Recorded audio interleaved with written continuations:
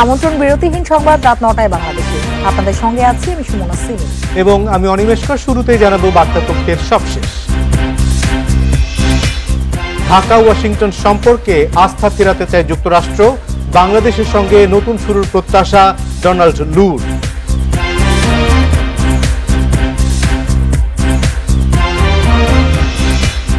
সারা দেশে হেলমেট ছাড়া মোটরসাইকেল চালকদের জ্বালানি না দিতে আবারও নির্দেশ সড়ক পরিবহন মন্ত্রী।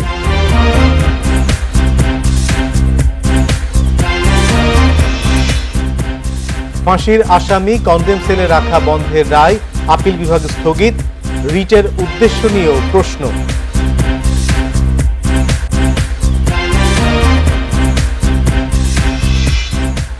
ধনীদের আয়কর বাড়ছে। আগামী বাজেটে ৩৬.৫ লাখের বেশি আয়ে কর দিতে হবে ৩০%।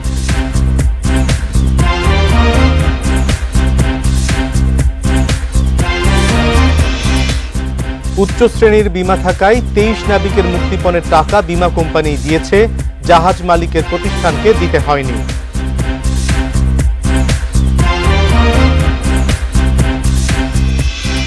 শুনছিলেন শিরোনাম, এবার জানাবো বিস্তারিত। নির্বাচনের সময় বাংলাদেশের সঙ্গে দূরত্ব তৈরি হয়েছিল বলে স্বীকার করলেন ডোনাল্ড লু। মার্কিন সহকারী পররাষ্ট্রমন্ত্রী বলেন, যুক্তরাষ্ট্র আর পেছনে তাকাতে চায় না, দুদেশের ঘনিষ্ঠতা আরও বাড়ানোর আশ্বাস দেন। বিকেলে পররাষ্ট্রমন্ত্রীর সঙ্গে বৈঠক শেষে এসব কথা বলেন লু। পরে পররাষ্ট্রমন্ত্রী জানান, বাংলাদেশকে জিএসপি সুবিধা ফিরিয়ে দিতে সম্মতি দিয়েছে যুক্তরাষ্ট্র। মঙ্গলবার ৩ দিনের সফরে ঢাকা আসেন যুক্তরাষ্ট্রের দক্ষিণ ও মধ্য এশিয়া বিষয়ক সহকারী পররাষ্ট্রমন্ত্রী ডোনাল্ড লু। বৈঠক করেছেন সুশীল সমাজের প্রতিনিধি ও প্রধানমন্ত্রী বেসরকারি শিল্প বিনিয়োগ উপদেষ্টার সঙ্গে। দ্বিতীয় দিনে পররাষ্ট্র মন্ত্রণালয়ে বৈঠক করেন মন্ত্রী হাসান মাহমুদের সঙ্গে। পরে সাংবাদিকদের সঙ্গে কথা বলেন ডোনাল্ড লু। জানান, জাতীয় নির্বাচন ঘিরে যে অস্থিরতা তৈরি হয়েছিল সেদিকে তাকাতে চায় না যুক্তরাষ্ট্র। র্যাবের ওপর নিষেধাজ্ঞা, মানবাধিকার, শ্রম অধিকার ও ব্যবসার পরিবেশ ইস্যুতে সহযোগিতা আশ্বাস দিয়েছেন লু।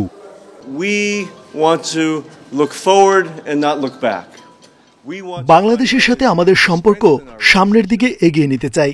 বৈঠকে র্যাবের উপর নিষেধাজ্ঞা, মানবাধিকার, বিনিয়োগের পরিবেশ ও শ্রম আইন নিয়ে আলোচনা হয়েছে, যাতে করে সামনের দিনগুলোতে দুই দেশের সম্পর্ক আরও গতিশীল হয়। পরে সংবাদ সম্মেলন করেন পররাষ্ট্রমন্ত্রী। বলেন, গাজায় শান্তি স্থাপনের জন্য যুক্তরাষ্ট্রকে আহ্বান জানানো হয়েছে। এছাড়া জিএসপি সুবিধা ফিরিয়ে দেওয়ারও আশ্বাস দিয়েছেন লু। আরও যাতে ইউএস ইনভেস্টমেন্ট বাড়ানো হয় এবং আমাদের স্পেশাল ইকোনমিক জোনগুলোতে যাতে করে আরও বেশি করে ইউএস ইনভেস্টমেন্ট আসে, সে নিয়ে কাজ করার অভিপ্রায় ব্যক্ত করেছে। আমাদের বিজনেস বাস্কেটকে আরও ওয়াইডেন করার জন্য যেই জিএসপি ফ্যাসিলিটি আমরা আগে এনজয় করতাম, এখন করি না, সেটি তারা ফিরিয়ে দিতে চায়। এর আগে সচিবালয়ে ডোনাল্ড লু বৈঠক করেন পরিবেশমন্ত্রী সাবের চৌধুরীর সঙ্গে। বলেন, জলবায়ু পরিবর্তনের প্রভাব মোকাবিলায় একসাথে কাজ করবে ঢাকা ও ওয়াশিংটন। যখন আমরা জলবায়ু নিয়ে কথা বলি, পরিবেশের বিষয়টা চলে আসে, পরিবেশ, বন, জীববৈচিত্র্য। তো আমরা চাচ্ছি আমাদের আগামী দিনের আমাদের যে সহযোগিতা, সেটাকে হয়তো আমরা একটা কাঠামোর মধ্যে আনার চেষ্টা করব। একসাথে ভারত, শ্রীলঙ্কা ও বাংলাদেশ সফর করলেন মার্কিন সহকারী পররাষ্ট্রমন্ত্রী। Asif Mahmud Shah, independent news, Dhaka. জনসংখ্যাকে জনসম্পদে রূপান্তরে কাজ করছে সরকার। এজন্য প্রয়োজনীয় অর্থ সংস্থানে সবাইকে আরও আন্তরিক হওয়ার আহ্বান জানিয়েছেন প্রধানমন্ত্রী শেখ হাসিনা। বিশ্বব্যাপী বাস্তুচ্যুত মানুষদের স্বাস্থ্যসেবা নিশ্চিতের তাগিদ দেন তিনি। সকালে রাজধানীতে আইসিপিডি সম্মেলনে এসব কথা বলেন প্রধানমন্ত্রী। রাজধানীর হোটেল ইন্টারকন্টিনেন্টালে ২ দিনব্যাপী জনমিতিক বৈচিত্র্য ও টেকসই উন্নয়নের উপর বৈশ্বিক সংলাপের উদ্বোধনী আয়োজনে যোগ দেন প্রধানমন্ত্রী শেখ হাসিনা। অনুষ্ঠানে আগত ৪৮টি দেশের প্রতিনিধিদের আমি আন্তরিক শুভেচ্ছা ও স্বাগত জানাচ্ছি। দেশের সার্বিক স্বাস্থ্য পরিস্থিতি তুলে ধরে প্রধানমন্ত্রী বলেন, দেশের শিশু ও মাতৃমৃত্যু অনেক কমিয়ে আনা হয়েছে। সকলের জন্য প্রাথমিক স্বাস্থ্যসেবা নিশ্চিত করতে নতুন জাতীয় স্বাস্থ্য নীতি প্রণয়ন করি। তরুণদের আধুনিক শিক্ষায় শিক্ষিত করে জনসম্পদে রূপান্তরে সরকার ব্যাপক কাজ করছে বলে জানান প্রধানমন্ত্রী। বিশ্বের বিপুল সংখ্যক জনগোষ্ঠীর জন্য প্রয়োজনীয় শিক্ষা, স্বাস্থ্য ও অন্যান্য মৌলিক অধিকার নিশ্চিত করার মাধ্যমে তাদের জনসম্পদে রূপান্তর করতে হবে, যার মাধ্যমে আমরা একটি সমৃদ্ধশালী বিশ্ব ব্যবস্থা গড়ে তুলতে সক্ষম হব। এ লক্ষ্যে সার্বজনীন স্বাস্থ্য সেবা, বিশেষ করে মা ও শিশু স্বাস্থ্য সেবা খাতে আন্তর্জাতিক অর্থায়নের পরিমাণ ও সহজ প্রাপ্যতা নিশ্চিত করার জন্য উন্নয়ন সহযোগী ও আন্তর্জাতিক আর্থিক প্রতিষ্ঠানগুলোর আরও আন্তরিক হতে হবে। বাস্তুচ্যুত রোহিঙ্গা ও ফিলিস্তিনে ঘরহারা মানুষদের মানবিক সংকট সমাধানে কার্যকরী উদ্যোগ নেওয়ার আহ্বান জানান প্রধানমন্ত্রী। সংঘাত ও রাজনৈতিক কারণে উপদ্রুত বাস্তুচ্যুত জনগোষ্ঠীর দিকে মনোযোগ দেওয়াও অত্যন্ত জরুরি বলে আমি মনে করি। এ প্রসঙ্গে উল্লেখ করতে চাই, বাংলাদেশে আশ্রয় নেওয়া মিয়ানমার থেকে জোরপূর্বক উচ্ছেদকৃত রোহিঙ্গা জনগোষ্ঠী এবং ইসরায়েলের গণহত্যা ও আগ্রাসনের ফলে নিপীড়িত ফিলিস্তিনি জনগণের কথা। দেশের উন্নয়নের জন্য নারীর অগ্রযাত্রা জরুরি মন্তব্য করে প্রধানমন্ত্রী বলেন, বাজেটের 30% নারীর ক্ষমতায়ন ও উন্নয়নের জন্য বরাদ্দ রাখা হয়েছে। আমরা জাতীয় বাজেটে মোট 30% নারীর সামাজিক ও অর্থনৈতিক ক্ষমতায়নের জন্য বরাদ্দ রেখেছি। শাহাদাত স্বপন, ইন্ডিপেন্ডেন্ট নিউজ, ঢাকা। যুক্তরাষ্ট্র তাদের স্বার্থে বর্তমান সরকারের সাথে কাজ করছে, তবে তারা নির্বাচন ইস্যুতে আগের অবস্থানে আছে বলে মনে করেন বিএনপি মহাসচিব মির্জা ফখরুল ইসলাম আলমগীর। বিদেশিরা এখনও বাংলাদেশের জনগণের পক্ষে আছে বলেও জানান তিনি। বুধবার বিকেলে বিএনপি চেয়ারপারসনের গুলশান কার্যালয়ে গণফোরাম এবং ন্যাশনাল পিপলস পার্টি নেতাদের সাথে বৈঠক শেষে এসব কথা বলেন মির্জা ফখরুল। যুক্তরাষ্ট্র বাংলাদেশের সুষ্ঠু নির্বাচন ও গণতন্ত্র বিষয়ে কথা বলছে বলেও দাবি করেন তিনি। বিদেশে বাংলাদেশি কূটনীতিকরা দেশের জন্য নয়, আওয়ামী লীগের জন্য কাজ করছে বলেও মন্তব্য করেন ফখরুল। বলেন, দেশে ত্রাসের রাজত্ব কায়েম করে ক্ষমতায় টিকে আছে সরকার। গণ আন্দোলনের মুখে সরকার ক্ষমতা ছাড়তে বাধ্য হবে বলেও জানান তিনি।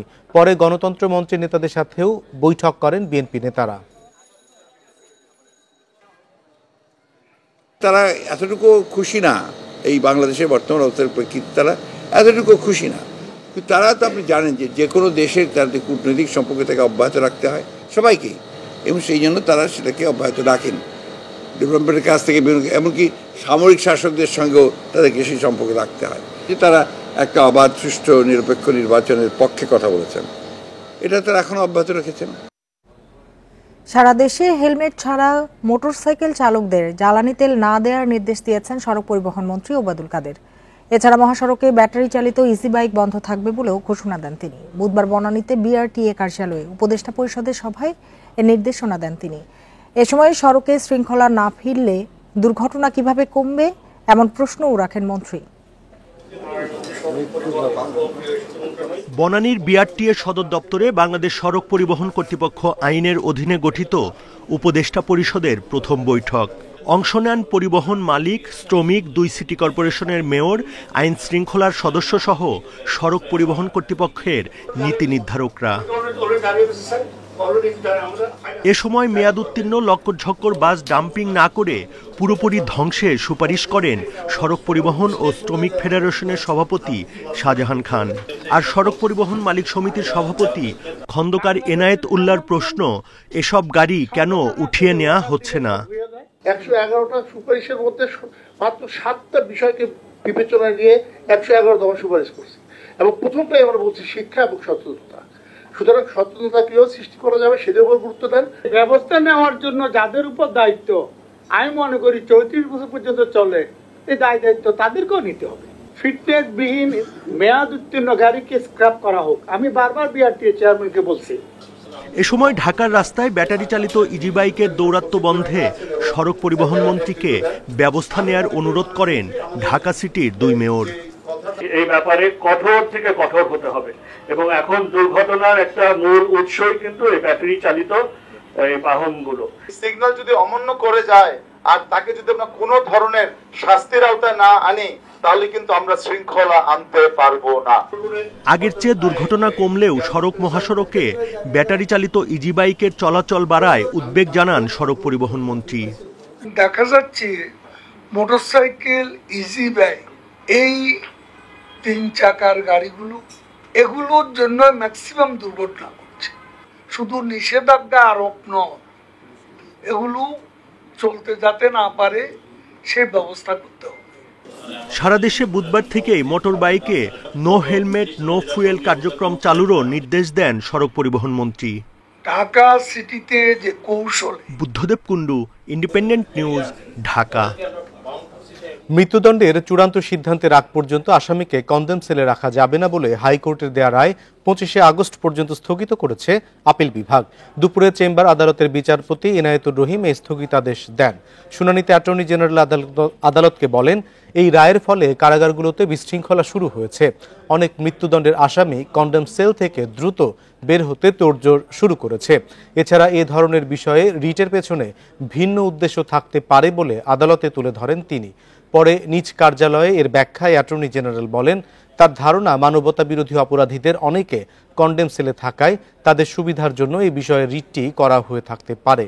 এদিকে রিটকারীদের আইনজীবী জানান, স্থগিতাদেশ পরে 25 আগস্ট পর্যন্ত হাইকোর্টের রায়ের কোনো কার্যকারিতা নেই। তাছাড়া হাইকোর্টে লিখিত রায় না বের হওয়া পর্যন্ত কনডেম সেল থেকে কোনো আসামিকে সাধারণ সেলে স্থানান্তর করতে হবে না। কতগুলো যুদ্ধ অপরাধীদের মামলাও আছে, তাদেরও কিন্তু মৃত্যুদণ্ডাদেশ হয়েছে। যেটি দলের ছিলেন ওনারা, সেই দলের উনি কিন্তু সমর্থক। এই কারণে আমাদের মনে হয় যে ওনাদের দলের হয়তো ওই যে যারা মৃত্যুদণ্ডাদেশ পেয়েছেন তাদেরকে বেনিফিট দেওয়ার উদ্দেশ্যে হয়তো ওদেরকে দিয়ে হয়তো উনি মামলা করাতে পারেন। অবশেষে ধনী রায়ে কর বাড়াচ্ছে জাতীয় রাজস্ব বোর্ড এনবিআর। আসছে বাজেটে ব্যক্তি আয়করের সর্বোচ্চ হার 5% বাড়িয়ে 30% করছে সংস্থাটি। কর্মকর্তারা জানিয়েছেন, কারো আয় বছরে 36.5 লাখের বেশি হলে দিতে হবে 30% আয়কর। এমন সিদ্ধান্তে মিলেছে প্রধানমন্ত্রীর অনুমোদন। ব্যক্তি আয়করের সর্বোচ্চ হার 30% ছিল দীর্ঘদিন। করোনার সময় তা কমিয়ে 25% করে এনবিআর এর বর্তমান প্রশাসন। দাতা সংস্থা আইএমএফ এর রাজস্ব বাড়ানোর চাপ, অভ্যন্তরীণ সমালোচনা সহ নানা কারণে সর্বোচ্চ হার আগের অবস্থায় নিচ্ছে সংস্থাটি। বর্তমানে 3.5 লাখ টাকা পর্যন্ত আয়ে কর দিতে হয় না। পরের 1 লাখে 5%, এর পরের 3 লাখে 10%, তারপরে 4 লাখে 15% এবং পরের 5 লাখে 20% কর। এর বেশি আয় হলে কর 25%। এনবিআর এর সিদ্ধান্ত আসছে বাজেটে 16.5 থেকে 36 লাখ টাকা আয়ে কর হবে 25%, তার বেশি আয়ে কর হবে 30%। এখন আমাদের 5টা স্ল্যাব আছে, আপনি সেটাকে 10টা স্ল্যাব করেন দরকার হলে, কিন্তু আপনি ইনকাম গ্যাপগুলোকে আরেকটু ওয়াইডেন করেন। আমি অবশ্যই মনে করি যে 5 লাখ কেন 10 লক্ষ টাকা করমুক্ত সীমা হওয়া উচিত। বিকজ যারা আপনার 10 লক্ষ টাকা আয় করছে তাদের থেকে আপনার যে কালেকশন হয় তার থেকে বেশি আপনার এই 25%-এর ওখানে হিউজ কালেকশন হচ্ছে। আপনি সেখানে যদি 1% 2% বাড়ান, এখানে 10 লক্ষ টাকার যে আয়টা হবে সেটা আপনার জন্য কোনো আসে যাবে। দেশে আয়, ভোগ ও সম্পদ বৈষম্য এখন চরমে। অন্যদিকে সরকারের কোষাগারেও টান। এসব বিষয় বিবেচনায় কর হার বাড়াচ্ছে এনবিআর। অর্থনীতিবিদরা বলছেন, উচ্চবিত্তের কর হার বাড়ালে আদায় বাড়বে, তবে সঠিক কর আদায়ে ফাঁকি ঠেকানোর ব্যবস্থা নিতে হবে। অটোমেশনের পাশাপাশি আয়ের সাথে ব্যয় মিলিয়ে দেখতে হবে। এনফোর্সমেন্ট, আমার যদি ভয় থাকে যে আমি যদি না দেই তাহলে আমার পানিশমেন্টটা এরকম হবে যে যেটা নাকি আমি যেটুকু ফাঁকি দিলাম তার থেকে বহুগুণ হবে, কেবলমাত্র তখনই আমার মধ্যে কিন্তু ভয় আসবে। গবেষকদের হিসেবে 2020-21 অর্থ বছরে 16 লাখ টাকার বেশি আয় দেখিয়েছেন এমন উচ্চবিত্ত করদাতা প্রায় 90,000। কর দেন প্রায় 2,000 কোটি টাকা, যা মোট ব্যক্তি আয়করের 30%। Ruhul Amin, independent news, Dhaka. আচরণবিধি লঙ্ঘনের অভিযোগে গাজীপুরের শ্রীপুর উপজেলার চেয়ারম্যান পদপ্রার্থী ও গণশিক্ষা প্রতিমন্ত্রীর ভাই জামিল হাসান দুর্জয়ের প্রার্থিতা বাতিল করেছে নির্বাচন কমিশন। এদিকে উপজেলা নির্বাচনে প্রকাশ্যে ভোট দিয়ে নিঃশর্ত ক্ষমা চেয়েছেন বরিশাল 6 আসনের সংসদ সদস্য হাফিজ মল্লিক। পরে অভিযোগ থেকে অব্যাহতি দেয় নির্বাচন কমিশন। বুধবার তাদের অভিযোগের শুনানি করে ইসি এসব সিদ্ধান্ত জানায়। উপজেলা নির্বাচনের দ্বিতীয় দফায় আগামী 21 মে গাজীপুরের শ্রীপুর উপজেলার ভোট। জামিল হাসান নির্বাচনে ঘোড়া প্রতীকের চেয়ারম্যান প্রার্থী ছিলেন। জামিল হাসান প্রয়াত আওয়ামী লীগ নেতা ও সাবেক প্রতিমন্ত্রী অ্যাডভোকেট রহমত আলী ছেলে। তার ছোট বোন রুমানা আলী প্রাথমিক ও গণশিক্ষা প্রতিমন্ত্রীর দায়িত্বে আছেন। কারণ দর্শানোর নোটিশ দেওয়ার পরও বারবার আচরণবিধি লঙ্ঘন করে জামিল হাসান। কেন প্রার্থিতা বাতিল করা হবে না সে ব্যাখ্যা দিতে ডাকা হয় কমিশনে। পরে সিইসি কাজী হাবিবুল আউয়াল সহ নির্বাচন কমিশনাররা ব্যাখ্যা শুনে প্রার্থিতা বাতিলের সিদ্ধান্ত দেয়। অভ্যাসগতভাবে অপরাধ করেছে, ধারাবাহিকভাবে 3টা অপরাধ করেছে, ওনাকে নির্বাচনী আচরণবিধি লঙ্ঘন করেছে, ম্যাজিস্ট্রেটের কাজে ভঙ্গ করেছে, মিছিল করেছে। সকল অভিযোগগুলো কমিশন আমলে নিয়ে তার বক্তব্য শোনার পরে কমিশন সন্তুষ্ট হয়ে তার প্রার্থিতা বাতিল করেছেন। বরিশাল 6 আসনের সংসদ সদস্য আব্দুল হাফিজ মল্লিক গত 8 মে উপজেলা নির্বাচনে প্রকাশ্যে ভোট দিয়েছিলেন। এই নিয়ে কমিশনে এসে তিনি ভুল স্বীকার করেন। আমি প্রকাশ্য ভোট দিয়েছি, কিন্তু সেটা কিন্তু ভোট যে আমি ওই যে গোপন কক্ষে যাওয়ার যে কাজটা আমি দাঁড়িয়েই করেছিলাম। ওই যে একটা বক্স ছিল না, ব্যালট বাক্স, এটার আড়ালে আমি দিয়ে ড্রপ করছি। আমার তো মনে হয় আমি একটা খুব বেশি ভুল করিনি। লজ্জিত হয়েছেন এবং নিঃশর্ত ক্ষমা প্রার্থনা করেছেন এবং ভবিষ্যতে এ ধরনের কাজ করবেন না বলে অঙ্গীকার করেছেন। সকল বিষয়টা কমিশন তার ক্ষমা চাওয়ার বিষয়টা আমলে নিয়ে তাকে অভিযোগের দায় হইতে অব্যাহতি দিয়েছে। এর আগে জামালপুরের সরিষাবাড়ি উপজেলার একজন চেয়ারম্যান প্রার্থীর প্রার্থিতা বাতিল করেছিল ইসি। তবে আদালতে গিয়ে তিনি প্রার্থিতা ফিরে পান। Mahmudul Hasan, independent news, Dhaka. উচ্চ শ্রেণীর বীমা থাকায় মুক্তিপণের টাকা সংশ্লিষ্ট বীমা কোম্পানি দিয়েছে। এমভি আবদুল্লাহ জাহাজের মালিক প্রতিষ্ঠান এসআর শিপিংকে কোনো টাকা দিতে হয়নি। এরপরও জাহাজ নিয়ে বড় অঙ্কের ক্ষতির মুখে পড়েছে মালিকপক্ষ। তবে ভবিষ্যতে এ ধরনের ঝুঁকি এড়াতে নৌপরিবহন দপ্তর ও আন্তর্জাতিক মেরিটাইম সংস্থার নির্দেশনা মেনে চলার পরামর্শ সংশ্লিষ্টদের। সোমালীয় জলদস্যুদের মুক্তিপণের টাকা দিয়েই মুক্তি মিলেছে জাহাজ এমভি আবদুল্লাহ ও 23 নাবিকের। কিন্তু এই টাকার অঙ্ক কত ছিল কিংবা এই টাকা কে দিয়েছে, এসব প্রশ্ন ঘিরে গেল 1 মাস ধরেই ছিল নানা জল্পনা কল্পনা। মঙ্গলবার জাহাজ দেশে ফিরে আসার পর মালিক প্রতিষ্ঠান জানিয়েছে মুক্তিপণের টাকা পরিশোধ করেছে বীমা কোম্পানি। তো অর্থনৈতিকভাবে আমাদের যে ক্ষতি যেটা হয়েছে এটা অনেকটা আমরা কভার করতে পেরেছি বিমার কারণে, এবং এটা একটা ফার্স্ট ক্লাস বিমা। 500 টাকাও গাড়ির বিমা করতে পারেন, 25,000 টাকাও করতে পারেন, আমরা 25,000 টাকা করেছি। So everything is covered up. Mozambique থেকে দুবাই যাওয়ার পথে পাইরেসি সংক্রান্ত বীমা করা হয়েছিল যুক্তরাজ্য ভিত্তিক প্রতিষ্ঠান বার্কলি কোম্পানির সাথে। সাধারণত জাহাজ মালিকরা এই ধরনের যাত্রায় ঝুঁকি বিবেচনা করে 5 থেকে 7 দিনের জন্য ইউরোপ, আমেরিকা, চীন ও জাপান ভিত্তিক 20টি প্রতিষ্ঠানের মাধ্যমে বীমা করে। এজন্য জাহাজ মালিককে গুনতে হয় সর্বনিম্ন $50,000। আপাত দৃষ্টিতে ব্যয়বহুল মনে হলেও এই ধরনের ব্যবস্থা নেওয়ার পরামর্শ সংশ্লিষ্টদের। এই সমস্যাগুলো এড়াবার জন্য ইতিমধ্যে কিন্তু আমাদের সরকার কর্তৃক ডিজি শিপিং কিন্তু কিছু দিক নির্দেশনা কিন্তু প্রেরণ করেছে। সেইগুলোকে মেনে চললেই কিন্তু আমরা ভবিষ্যতে আমাদের এই ধরনের যে দুর্ঘটনাগুলো আছে সেগুলোকে আমরা এড়াতে পারবো। নিজস্ব কিছু দায় দায়িত্ব থাকে কিন্তু নিরাপত্তার বিষয়ে, শুধু যে আইন শৃঙ্খলা বাহিনী বা নৌবাহিনী বা কোস্টগার্ড নিরাপত্তা দিতে পারবে অ্যাট সি সেটাও না। আমার মনে হয় জাহাজের যে নিজস্ব যে গার্ড সিস্টেমটা সেটা সবাই যেন রাখে। মালিকপক্ষ আনুষ্ঠানিকভাবে স্বীকার না করলেও বিভিন্ন সূত্র বলছে এমভি আবদুল্লাহকে জিম্মিমুক্ত করতে $5 মিলিয়ন মুক্তিপণ দিতে হয়েছে। অনুপম শীল, ইন্ডিপেন্ডেন্ট নিউজ, চট্টগ্রাম। বিমান বাংলাদেশ এয়ারলাইন্সের সাবেক ব্যবস্থাপনা পরিচালক কেভিন জন স্টিভ সহ 16 জনের বিরুদ্ধে আদালতে অভিযোগপত্র দিয়েছে দুর্নীতি দমন কমিশন দুদক। মিশরের ইজিপ্ট এয়ারের 2টো উড়োজাহাজের লিজ অনিয়মের 1164 কোটি টাকা আত্মসাতের মামলায় এই অভিযোগপত্র দেয়া হয়। বুধবার মামলার তদন্ত কর্মকর্তা ও দুদক উপপরিচালক আনোয়ারুল হক অভিযোগপত্র দাখিল করেন। 2014 সালে ইজিপ্ট এয়ারের কাছ থেকে 5 বছরের জন্য 2টি বোয়িং উড়োজাহাজ ভাড়ায় আনে বিমান। কয়েক বছরের মধ্যে উড়োজাহাজের ইঞ্জিন কয়েকবার বিকল হয়ে যায়। যুক্তরাষ্ট্র থেকে ইঞ্জিনগুলো মেরামত করা হয়। এরপরও বেশিরভাগ সময় বোয়িং 2টি বিকল পড়েছিল। বেসামরিক বিমান চলাচল সম্পর্কিত সংসদীয় স্থায়ী কমিটির প্রতিবেদনে জানা যায়, মূল চুক্তিকে পাশ কাটিয়ে 18 বছরের পুরাতন 2টি উড়োজাহাজ ভাড়ায় এনেছিল বিমান, আর এতে সরকারের লোকসান দেখানো হয় 1164 কোটি টাকা। লিজ সংক্রান্ত একটি বিষয় দুর্নীতির অনুসন্ধান হয়েছিল বেশ কদিন আগে।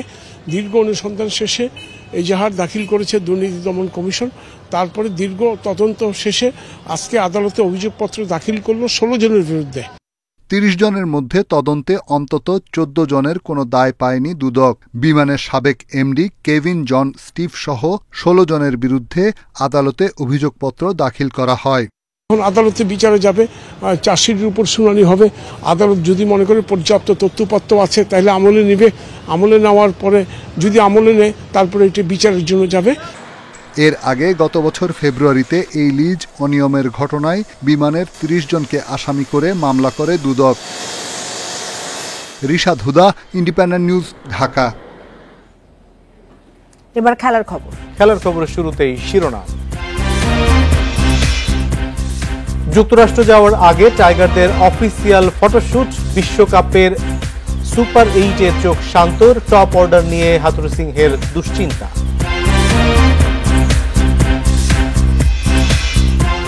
সাম্প্রতিক ফর্মে অস্বস্তি থাকলেও দল নিয়ে প্রত্যাশা কমেনি মন্তব্য বিসিবি সভাপতি। বিশ্বকাপে শান্তদের লড়াকু মানসিকতা দেখতে চান।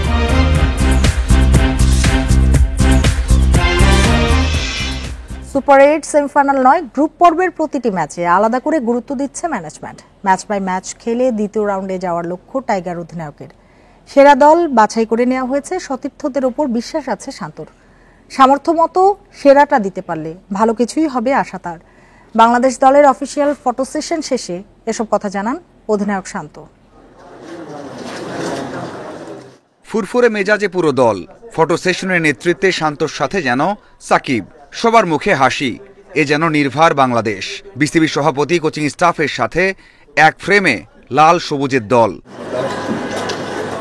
এই দল নিয়ে বেশিরভাগ আলোচনা ইতিবাচক, যদিও লিটন জুনিয়র সাকিবের দলে থাকা আর সাইফুদ্দিনের না থাকা নিয়ে প্রশ্ন উঠেছে। সব ভুলে বিশ্বকাপ দল নিয়ে খুশি অধিনায়ক। যে টিমটা আমাদের থাকবে এই টিমটাকে নিয়ে আমরা ওয়ার্ল্ড কাপে যাব এবং ওই বিশ্বাসটা যেন সবার থাকে এবং সবার যেন ক্লিয়ার মাইন্ড থাকে। সো আমার টিমে সবাই ক্লিয়ার মাইন্ড আছে, সবার রোলটা ক্লিয়ার আছে। সো আশা করব যে সবাই ওইখানে যে ওইভাবে ডেলিভারি করবে। গেল কয়েক বছরের চেয়ে এবার কম প্রত্যাশা নিয়ে বিশ্বকাপে যাচ্ছে বাংলাদেশ। নেপাল, নেদারল্যান্ডসও যেন বড় প্রতিপক্ষ। বড় আশা না করে শান্তর লক্ষ্য ম্যাচ বাই ম্যাচ খেলা। খুব একটা যে দুর্বল গ্রুপ সেটা বলবো না। সো আমাদের জন্য এটা ডিফিকাল্ট হবে। যদি আমরা এটা পার করতে পারি তখন আমরা আবার সুন্দরভাবে আলাদা আলাদা করে প্ল্যান করতে পারবো। কারণ টি-20তে এটা আমি বিশ্বাস করি কোনো ছোট দল বড় দল নেই। তরুণ দলটার মধ্যমণি দুই অভিজ্ঞ সাকিব ও মাহমুদুল্লাহ। এটাই হতে পারে তাদের শেষ বিশ্বকাপ। ওনাদের যার যে রোলটা আছে ওনারা যদি করতে পারে টিম অবশ্যই বেনিফিটেড হবে।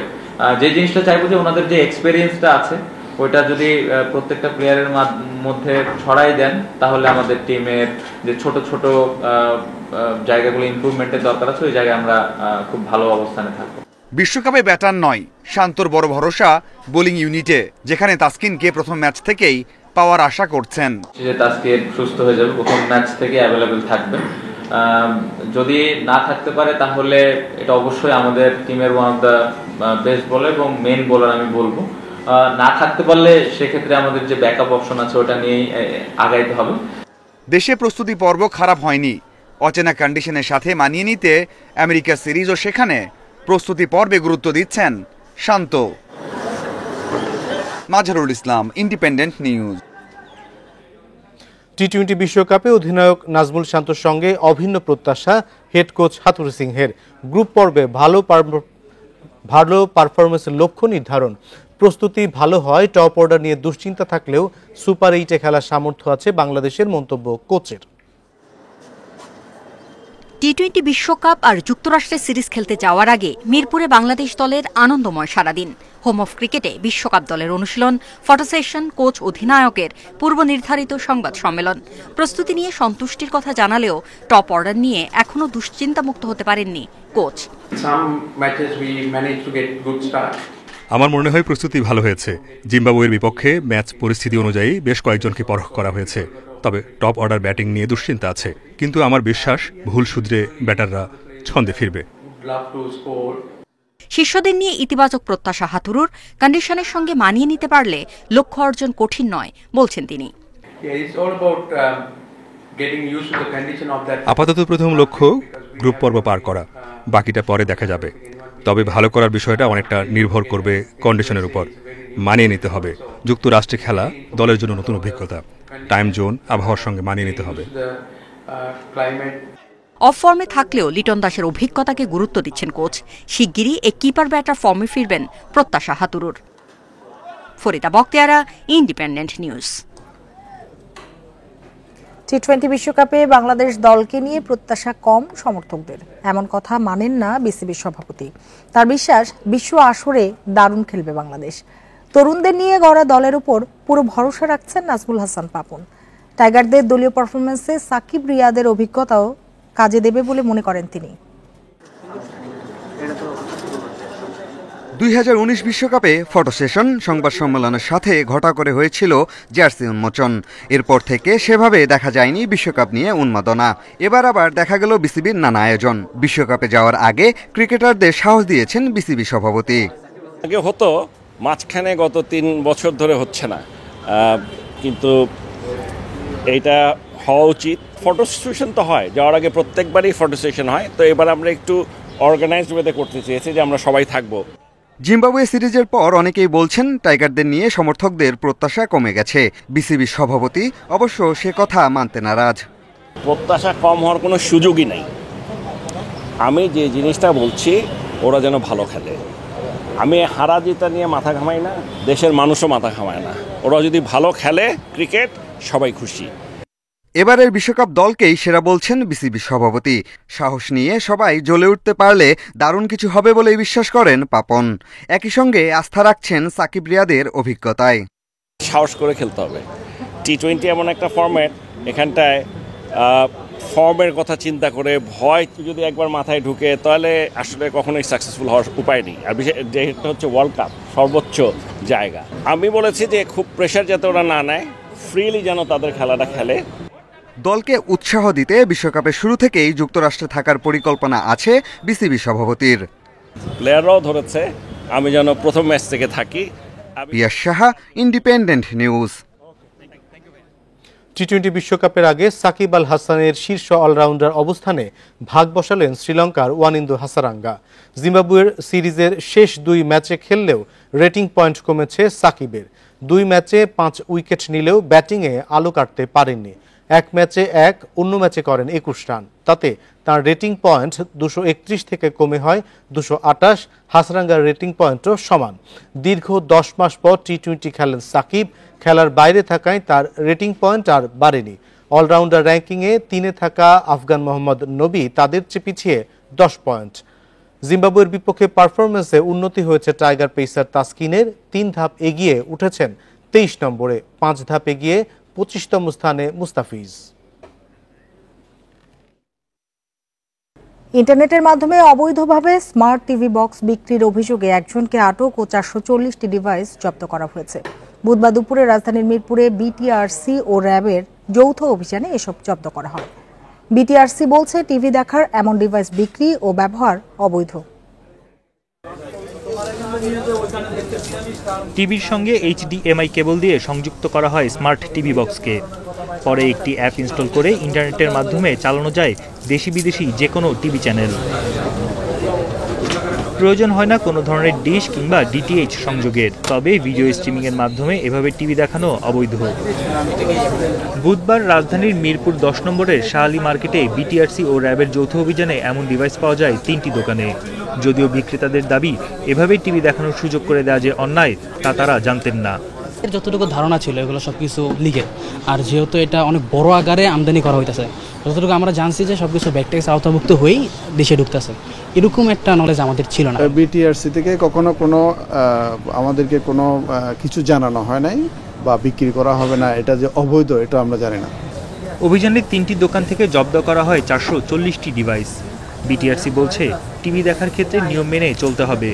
অ্যাপস বা কোনো ডিভাইস দিয়ে বাইপাস করা হলে তাদের বিরুদ্ধে নেওয়া হবে কঠোর ব্যবস্থা। এই অ্যাপসটা আসলে এখানে দেখা যাচ্ছে ডিভাইসের সাথে ইন্টিগ্রেট হয়ে বিক্রি হচ্ছে। বৈধ চ্যানেল আছে সেটাকে বাইপাস করে এই ডিভাইসটা ব্যবহার করছে। তো এর ফলে যেটা হচ্ছে সরকারের যে রাজস্ব ফাঁকি সেটা তো আছে, আর এছাড়া নির্দেশনা অনুযায়ী যে ক্লিন ফিড ছাড়া যেটা করতে হবে, আপনার টেলিভিশন চ্যানেল দেখাতে হবে এবং অনুমোদিত চ্যানেল দেখানো যাবে না। অভিযানের খবর পেয়ে পালিয়ে যায় 2 দোকানের মালিক।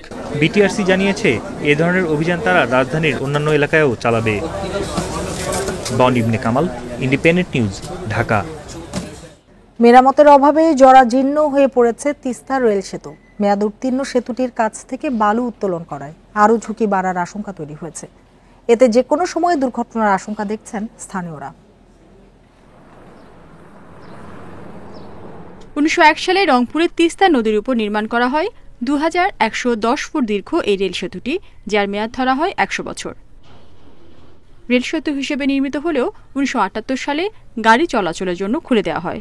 2012 সালে পাশেই তিস্তা সড়ক সেতু তৈরির পর কেবল ট্রেন চলাচলের জন্য ব্যবহৃত হচ্ছে সেতুটি।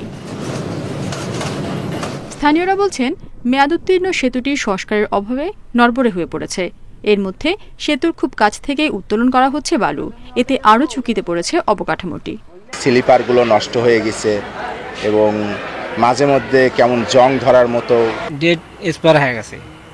এখন কোন দিন কোন ঘটনা ঘটবে, এখন গাড়ি টাড়ি শুধু যায়। আর ব্রিজটার পাশেই আমরা দেখতে পারি যে এখানে নদী থেকে অবৈধভাবে বালু উত্তোলন করা হচ্ছে, যার কারণে আমাদের এই ব্রিজটার আরও ক্ষতি হচ্ছে। সেতুটি সংস্কারের উদ্যোগ নেওয়ার কথা জানিয়ে রেল কর্তৃপক্ষ বলছে, এরই মধ্যে দরপত্র আহ্বান করা হয়েছে।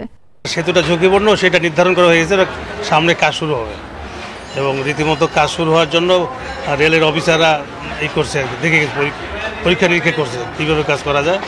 তিস্তা রেল সেতু দিয়ে 4 জোড়া আন্তনগর সহ প্রতিদিন 22টি ট্রেন চলাচল করে। সেতুটি ক্ষতিগ্রস্ত হলে লালমনিরহাট ও কুড়িগ্রাম জেলার রেল যোগাযোগ বিচ্ছিন্ন হয়ে যাবে। Independent news. এই ছিল এখনকার সংবাদ। ইন্ডিপেন্ডেন্ট টেলিভিশনের সব খবর ও বিস্তারিত জানতে চোখ রাখুন ফেসবুক, ইউটিউব এবং এক্সে। সাথে থাকার জন্য ধন্যবাদ।